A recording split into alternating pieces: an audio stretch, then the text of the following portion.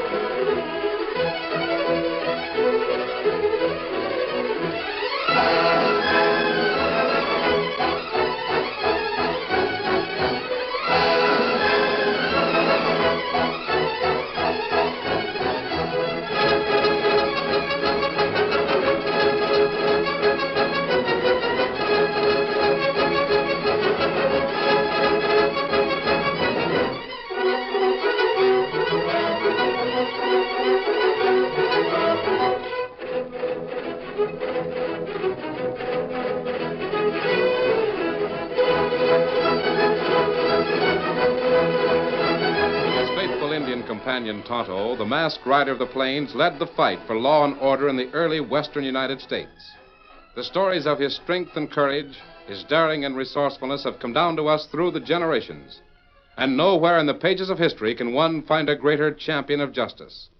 Return with us now to those thrilling days of yesteryear. From out of the past come the thundering hoofbeats of the great horse Silver. The Lone Ranger rides again. Come on, Silver! Faster, big fellow! I'll Silver! Away!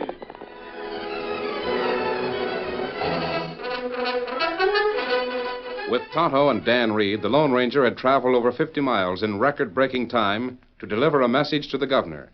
Then, with a man's freedom and perhaps his life at stake, the three riders had continued on to the prison with a pardon for Jim Loomis. Is this the prison? Steady, big fella. This is it, Dan. You and Tonto wait here for me. I'll be back as soon as I talk to the warden.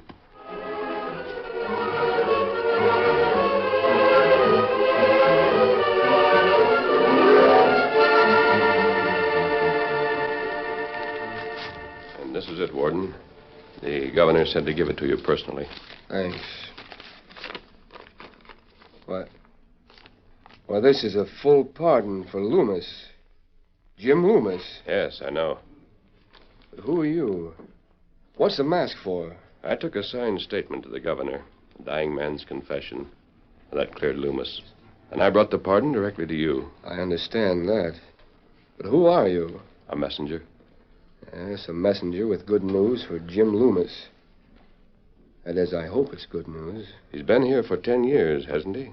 And spent the first 5 of them protesting he was innocent. He was. Well, justice is sometimes blind. Warden, isn't Loomis still protesting his innocence? Life in this place changes the way a man lives and thinks. Yes, I know. The past 5 years, he hasn't had much to say. His wife's death was a pretty hard blow. I think she was the only one who believed in him. She died? 5 years ago. Oh. Since then, he's spoken very little. What he has said shows what's on his mind. What do you mean? Revenge. I've seen other men like that. Sometimes I question the wisdom of releasing a man. An official pardon gives you no choice, does it? I obey orders, regardless of what I think. Warden, another man confessed the crime for which Loomis was convicted. Yes, I heard about it. A man named Bart Vinton. And he died. Yes, I was there. It'll be hard for Loomis to take revenge on a dead man. Maybe he'll forget about it. He's still young enough to start his life over again. I don't know. Sometimes it's hard for an ex-convict to adjust himself to the idea of being a free man. He can do it. People will help him. I hope so. Well, I'll go and tell him about this now. Thanks for bringing it. You're welcome.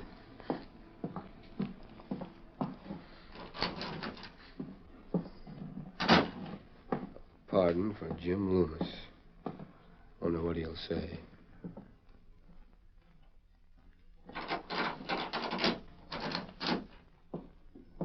Loomis? Jim Loomis.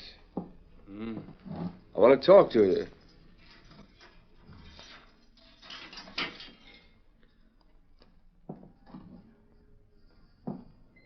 Just as soon you didn't. I have some news for you, Jim. Come on into my office. I'm not interested in news. You'll want to hear this. Come on, Jim. That's an order. All right. Funny walking outside the cell. Ain't you afraid to take a chance with a dangerous killer like me? I know how you feel, Jim. Maybe you'll change your mind when you hear what I've got to say.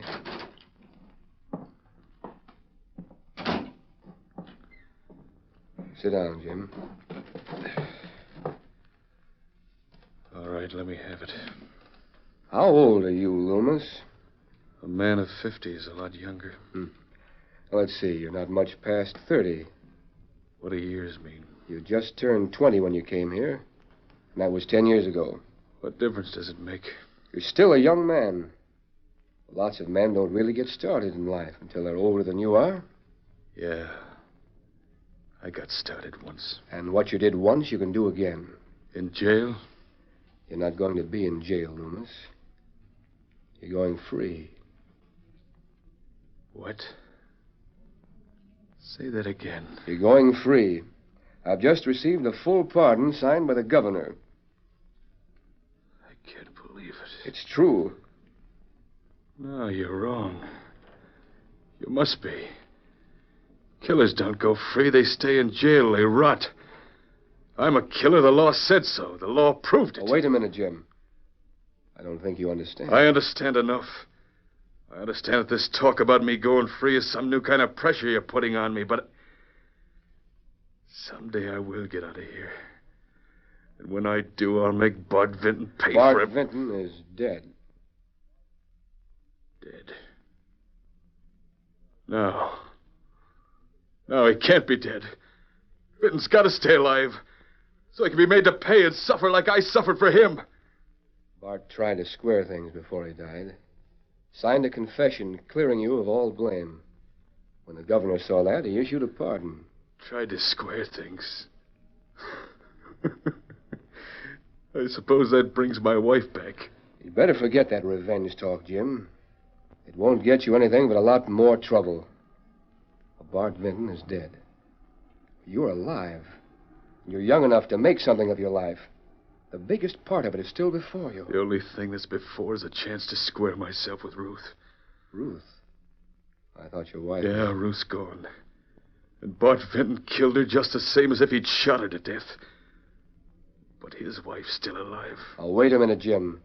You're not going to pile your hate for Vinton onto his wife. Who says I'm not? When Bart framed me into this place, he killed Ruth. Now, if I'm really free like you say, I'm going to be... Don't be a fool. You'll end up right back here. Or on the gallows. What do I care? I ain't got nothing to live for. If they hang me, I'll be with Ruth that much sooner. Oh, wait. Jim... Is that pardon you were talking about the truth? Can I walk out of here now? Yes, but... Then I'm going. What I do from now on, Warden, is my own business.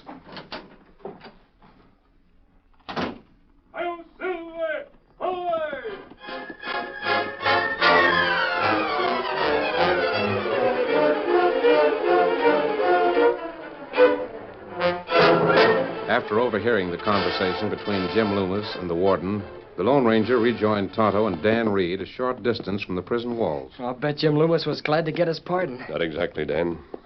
What do you mean? Sometimes a pardon seems small compared to 10 years of unjust imprisonment. Loomis want revenge. That's right, Tonto.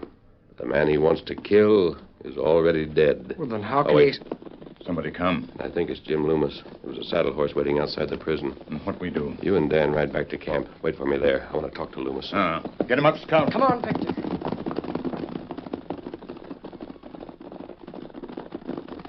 Wait just a minute. Whoa, you critter, whoa. What do you... Mask. A like to talk to you for a moment, Loomis. How do you know my name? You're heading for the town of Buckhorn, aren't you? What if I am? I don't need any masked outlaw to show me the road. I thought perhaps I could help you. I'm dealing my own hand, stranger, by myself. Now let go that bridle so Do you think Mrs. Vinton still lives where she did 10 years ago? What do you know about Bart Vinton's wife? Nothing. Listen, stranger.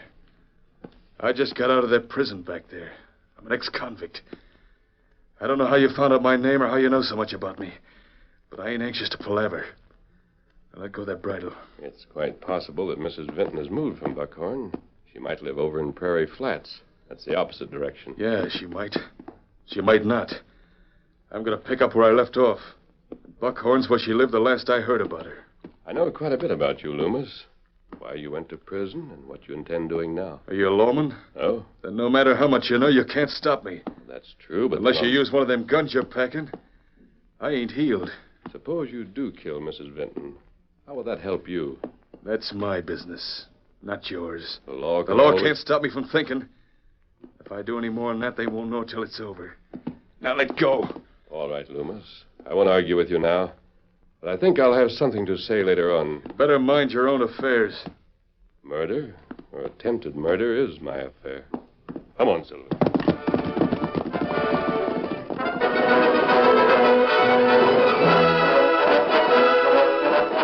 The masked man and his two friends broke camp and rode hard all night. By making use of back trail shortcuts, they arrived in the town of Buckhorn early the following morning. Do you know where Mrs. Vinton lives, Tonto? That house over there. Well, I'm going to talk to her. You and Dan better ride ahead and keep out of sight. Get him up, Scout. Come on, Victor. Oh, Silver. Oh, boy. Oh, steady. I'll be right back, big fella.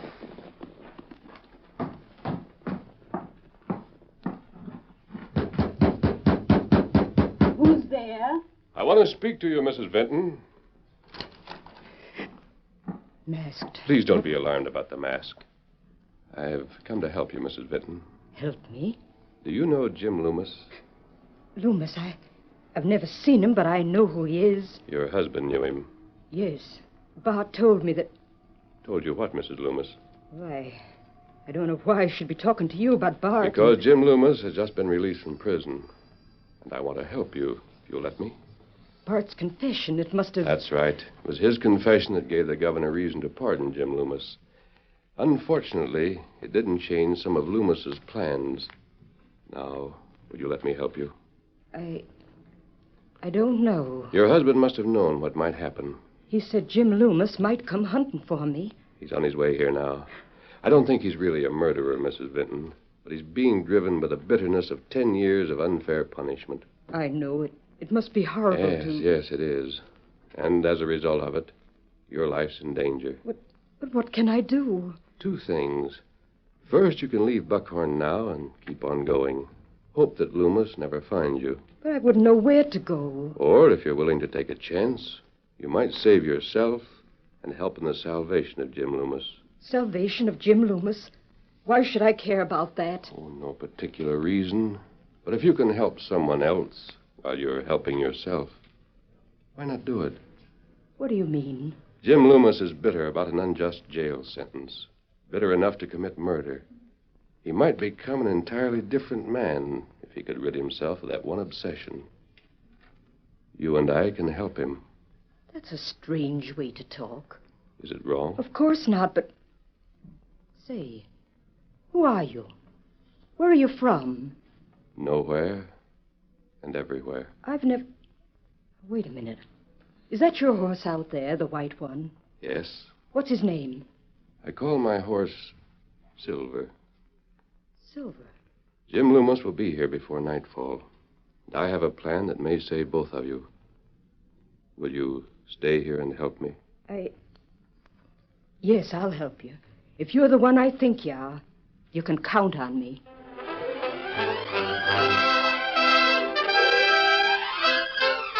The curtain falls on the first act of our Lone Ranger story. Before the next exciting scenes, please permit us to pause for just a few moments.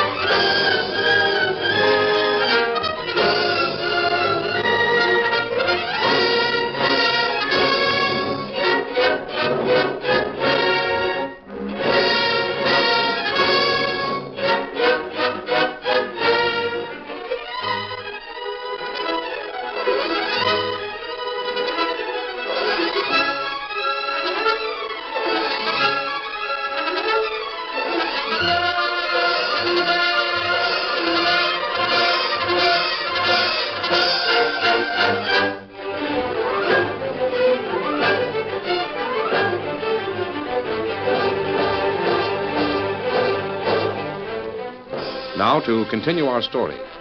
Shortly after sundown, Jim Loomis rode into the town of Buckhorn. In order to carry out his plan, the first thing he needed was a gun. And oddly enough, the first man he encountered in Buckhorn was an Indian who was willing to trade a single-action six-gun for the saddle Jim had taken from his horse. Here, a couple of $1 extra. Well, thanks. You're the biggest-hearted Indian I've ever seen. Tonto likes saddle. Tonto? Who's that? Oh, Tonto, that me. Oh, that's your name, Ah. Well, Tonto, thanks for the trade. You got a good saddle, and I got what I hope's a good gun. I'll buy you a drink. Going across the street to the cafe. Oh, me not drink. What's that? I thought all Say, a lot of changes can happen in 10 years, can't they? Well, thanks again, Tonto. I'll see you later. You see me later.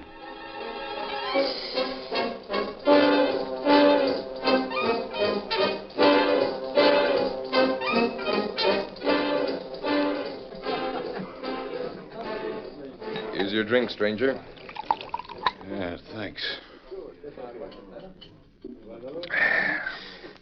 Say, bartender, how long you been around this town? 10, 12 years. Why? Remember a critter named Bart Vinton? Vinton? Why, sure I remember him. Did you know him? Well, everybody knew Bart. Lived here till he died a few days ago. He was planted right over on Boot Hill. Yeah? What kind of a gent was he? Well, everybody figured Bart was a right respectable critter up until the time he died. Then what happened? When he was cashing in, he confessed to an old crime. Seems that an innocent man was doing time for it. What did he say about this innocent man? Oh, nothing much. Guess he figured his confession would set the man free. Recollect the name of that man? Let me see. It was Jim something or other. Jim Loomis, that was it. Loomis. I'm sure that was it. Is Vinton's wife still living here in Buckhorn? Yeah. Lives in that little white house. First one when you come into town on the East Trail. Funny thing, you asking about her. How's that? Well, you're the second hombre been in here today asking about Mrs. Vinton. Give me another drink. Oh, sure. Who was the first one? Oh, just a young kid. Sorry. Hey, let go of my hand. That ring you're wearing. Where'd you get it? Let go of my hand. You're either loco or drunk. Neither one. This ring is mine. Give it to me. I'll give you a crack on the head with this bottle if you don't let go. This ring is mine. My daughter gave it to me. You're lying. Used to belong to Jim Loomis, and I'm taking it. Why, you... Better stand right where you are. My trigger finger's kind of itchy. The ring ain't worth shooting about. If you want to steal it... I ain't stealing. It's mine. My name happens to be Jim Loomis. Jim Loomis? I don't know how you got hold of it, but I'm going to find out. You're loco, Loomis. The sheriff's standing right back there by the poker table. All I have to do is yell. But you ain't going to yell. First time I've ever been robbed in my life. Stand back, all of you. I'll drill the first critter that goes for a gun. I only took what's legally mine. But if you want to argue about it, I'll pay off in lead. Sheriff! Hey, what's going on up here anyway? The hombre that just backed out of here was Jim Loomis. Loomis, are you sure? That's what he claimed. Stuck a shooting iron in my face and took my ring right off my finger. Sam, Pete, come here. Yeah, what is it, Sheriff? I want you men to come with me. We've got a polecat to run I down. think he's heading for the Vinton house. Yeah? What makes you think so? 'Cause he asked me a lot of questions about Bart and how he died and all that. That was before he told me his name was Loomis. Come on, boys. Guess we won't need the horses, will we, Sheriff? Oh, the Vinton place ain't very far. I wonder if that critter knows the truth. If he really is Jim Loomis, he might... Yeah, there's bad blood there, all right. Sheriff, can I string along with you? Well, I guess so. Any reason why you want to that get in? chick of mine. She's down at the Vinton place. That's so? We'll soon find out. Hey, what's this? A masked man. And a kid. You're the sheriff. That's no secret. What's the You're idea after coming? Jim Loomis. I'll be after you if you don't take off that mask. Loomis has gone toward the Vinton house. That's my business. Seems to me you're powerful nosy. I think I'll I'd just advise take you not to draw, Sheriff. I have all three of you covered. Well, of all They the... must be sidekicks of Loomis. They're all working together. We are working together, although Loomis doesn't know it. Look here. I don't know who you are, but you're meddling with the law, and Maybe I'm my not... method is unusual, but I need your help. What are you trying to say? I want you to stay away from the Vinton house at least for the next few minutes. I'm the law in this town, stranger. No masked I outlaws don't want to use these guns, but I will if it becomes necessary. You must be local. There's a murder and killer heading for a house where a defenseless woman Yes, is I know liable... all that. And my kid's there with him, my little girl. I know that, too. There'll be a double murder if that crazy No, Loomis... there won't. An Indian friend of mine is watching the Vinton house. If you've got this thing all figured out, why are you I so... want to prevent murder. I suggested to Mrs. Vinton that she ask the girl to stay with her. Sheriff, this hombre's plumb crazy. All right. You're holding the guns. What's your next move? We'll all move together. The only reason I'll use my guns is to be sure we move quietly. Do you agree, Sheriff? Play your string out, stranger. We'll see what happens. Good. Follow me.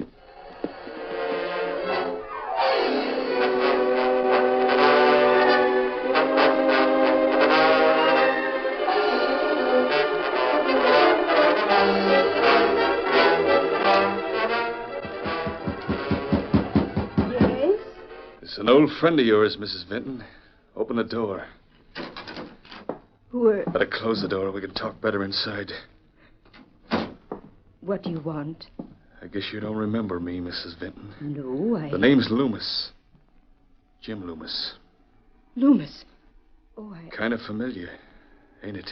No, all I know is that you used to be a friend of my husband's. Yeah, till he double-crossed me. Oh, but Bart made a mistake. He knew that, but he confessed everything before he died. I suppose you think that squared everything.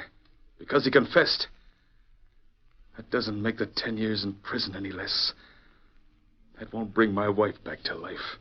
I know. But what you don't know is this. A gun. Ruth died because that double-crossing husband of yours framed me. There's only one way to balance that. Bart ain't alive. So you're the next in line. So you're going to kill me? If it's the last thing I ever do. Well, I can't stop you. I wonder what Ruth would say if she could see what you're going to do. Ruth would be glad I'm squaring things. I didn't know your wife very well. She left town right after you went away. Yeah, that's what I heard. And then I lost track of her. She's dead now. That's the only thing that's important. And you're going to be the same way inside of the next 2 minutes. You know, you didn't surprise me coming here tonight. I've been expecting you. Been waiting all day. You figured I was coming, and you waited? I had to.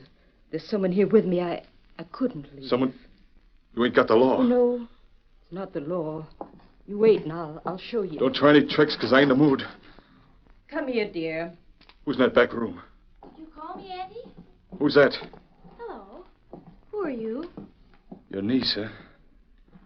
What's the idea of bringing her out here? I just wanted you to know I wasn't alone. No, she ain't my niece. I wish she was. I don't get it. What's the idea? She's really an orphan. Some Indians found her a few years ago and brought her into town. We're wasting time.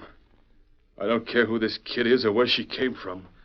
I'm going to... The bartender at the cafe sort of adopted her, but she spends a lot of time here with me. Why don't you tell me who he is, Auntie? Oh, just a man, dear. Someone who's going to send me on a long trip. Trip? Can I go with you? Well, that's up to him. Can I go with her? Will you let me go, too? Please? You're a queer young one. You don't know what you're talking about. Yes, I do. If my auntie's going on a trip, I want to go with her. I can't figure it out. Seems like I've seen you someplace before. Oh! What's wrong? He's wearing Daddy's ring. He must have stolen it. What? The ring you're wearing. It's the one I gave to Daddy. Well, she's right. Where'd you get that ring? Why, it's mine. Got it back tonight. After 10 years. Got my initials cut inside it. Found it on the bartender down at the cafe. You've got to give it back. It belongs to him. There's something about this kid. Her eyes, Hey, wait. Listen, little girl, you say this ring used to belong to you. Where'd you get it? Oh. Are you telling the truth? Why, sure I'm telling It sounds impossible, but... What? Well, the ring was hung around her neck when the Indians found her. And I gave it to my daddy last Christmas. Your daddy? She means Lem Loftus. She calls him Daddy. The ring must have belonged to her real father. No, Mama gave it to me before she went away. Good Lord. I could almost believe that... Oh, no, it can't be.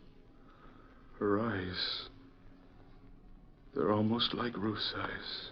Of course they're Ruth's eyes. Ruth's my name. Listen.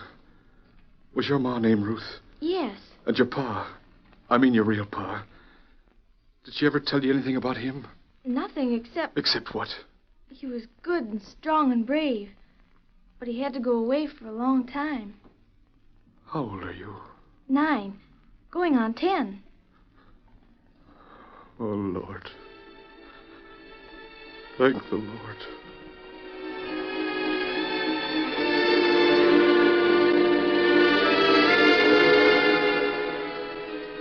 I've been a lawman for over 20 years, and I've never seen anything like that before. When I asked Mrs. Vinton to get a child to stay with her, I didn't hope for this much. And it was all on account of that ring I was wearing. It was a big risk. Loomis might have used that gun before. No, there was no danger. Tonto traded Loomis that gun for his saddle. It's loaded with blanks. Well, I'm sure that now Jim Loomis is through with guns for good.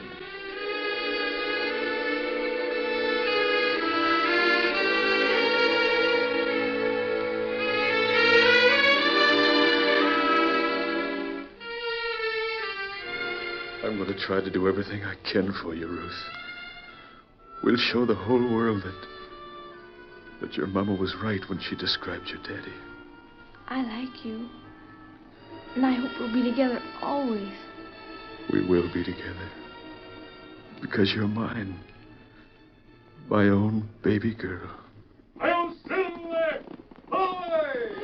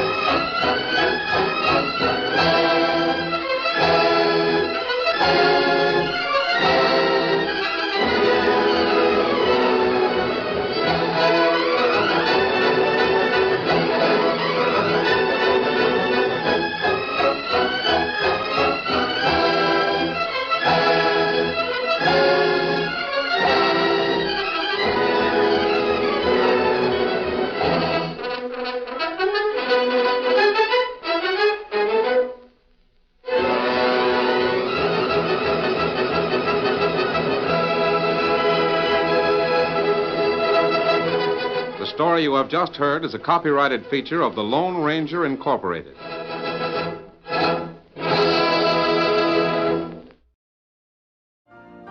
You've been listening to the OTR Gold Network.